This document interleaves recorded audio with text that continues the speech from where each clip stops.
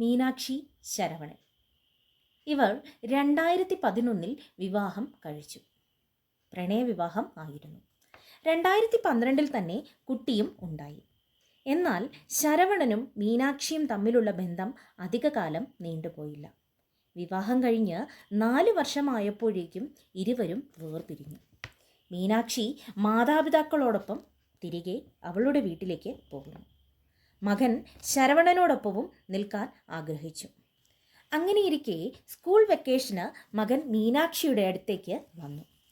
2018 December 27 മീനാക്ഷിയുടെ മാതാപിതാക്കൾ പുറത്തുപോയി വന്നപ്പോൾ ബോധം കെട്ട് കിടക്കുന്ന മകളെയാണ് കണ്ടത്.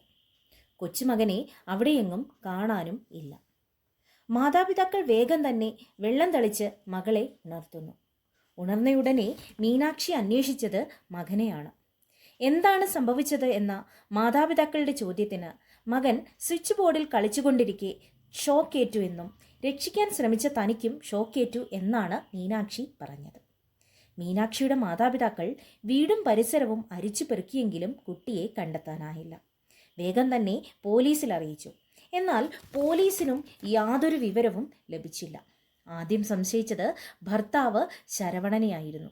എന്നാൽ ശരവണനും ഇതിൽ പങ്കില്ല എന്ന് തെളിഞ്ഞതോടെ ആരെ സംശയിക്കണം, എവിടെ തുടങ്ങണമെന്നറിയാതെ പോലീസുകാരും കുഴഞ്ഞു.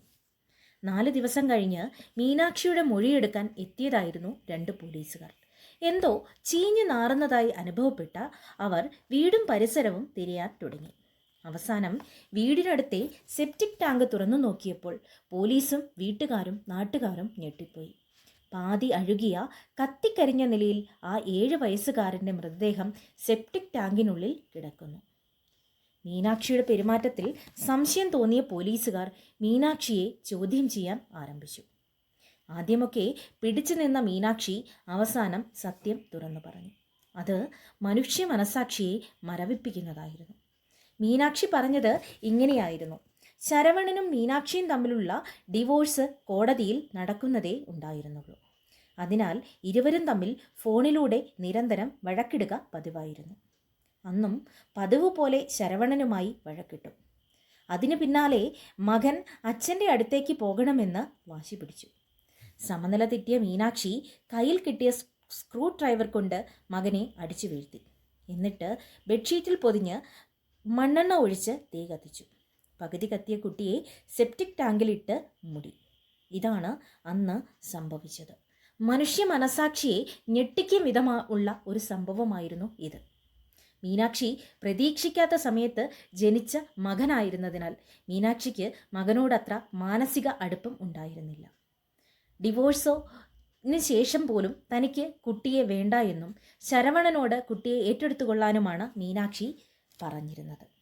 ഈ കേസിൻ്റെ വിധി വന്നത് 2025 മാർച്ചിലാണ്. മീനാക്ഷിക്ക് ജീവപര്യന്തം ശിക്ഷയാണ് കോടതി വിധിച്ചത്. ഈ കേസിനെക്കുറിച്ച് എന്താണ് നിങ്ങളുടെ അഭിപ്രായം? എന്തായാലും കമൻറ്റിലൂടെ അറിയിക്കുക. ഈ കഥ ഇഷ്ടപ്പെട്ടെങ്കിൽ നിങ്ങൾ എൻ്റെ ചാനൽ സബ്സ്ക്രൈബ് ചെയ്യാനും മറക്കരുത്.